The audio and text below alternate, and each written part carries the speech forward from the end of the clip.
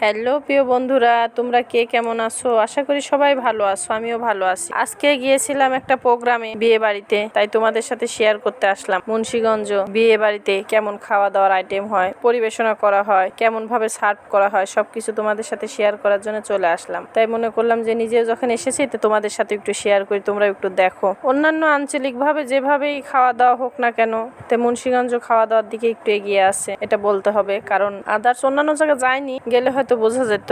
এখানে গিয়েছি আর আমি তো পাবনার মেয়ে, পাবনাতেও দেখেছি, পাবনার থেকে অ্যাডভান্স আগানো আছে, তাই তোমাদের সাথে শেয়ার করতে আসলাম। দেখো, আজকে গিয়েছিলাম বিয়ে বাড়িতে, বরপক্ষের দাওয়াত ছিল, তাই ওখানে গিয়েছিলাম। সবকিছু টেবিল টুবিল আমরা প্রথমে ফ্রেশ পেয়েছি, একদম পরিষ্কার পেয়েছি। তারপরে এগুলা আমরা বাচ্চা কাচ্চা সবাইকে বসালাম, বসায় সেরে সুন্দর মতন পরিবেশন করলাম। রাইস দিয়েছে, একটা ভিজা রোস্ট দিয়েছে, একটা ফ্রাই দিয়েছে, সালাদ দিয়েছে, আর তোমার হচ্ছে গরুর মাংস।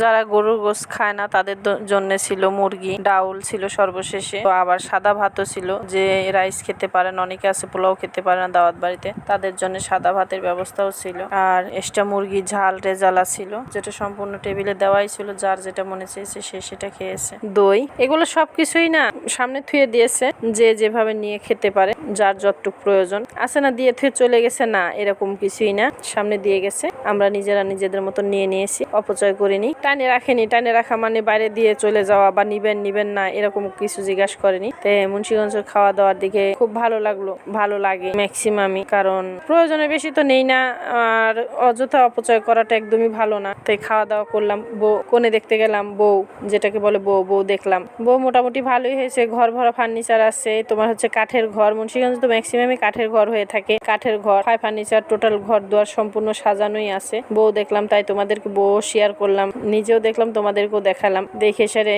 বাহিরে এসে আবার বড় ঘরটা কাঠের বড় ঘর, প্রবাসীর সাথে বিয়ে হয়েছে। বর পক্ষে মানে বর হচ্ছে তোমার মালয়েশিয়া প্রবাসী, মালয়েশিয়ার থেকে এসেছে। তাই বিয়ে মানে 1.5 মাসে 2 মাসের ছুটিতে আসছে, বিয়ে করলো এই ফাঁকে। তাই তোমাদের কেমন লাগলো লাইক কমেন্ট শেয়ার করে অবশ্যই জানাবা। আমি তোমাদের লাইক কমেন্ট শেয়ার বা ভালোবাসার আশায় থাকবো। আজকের মতন বিয়ে খাওয়া শেষ, তোমাদেরকে সম্পূর্ণই দেখালাম প্রাকৃতিক সৌন্দর্য দিয়ে বিয়ে দিয়ে। তোমরা অবশ্যই আমাকে লাইক কমেন্ট শেয়ার দিয়ে ভালোবাসা দিয়ে তোমাদের পাশে থাকার সুযোগ করে দিবে। ভালো থাকবে, সুস্থ থাকবে, আল্লাহ হাফেজ।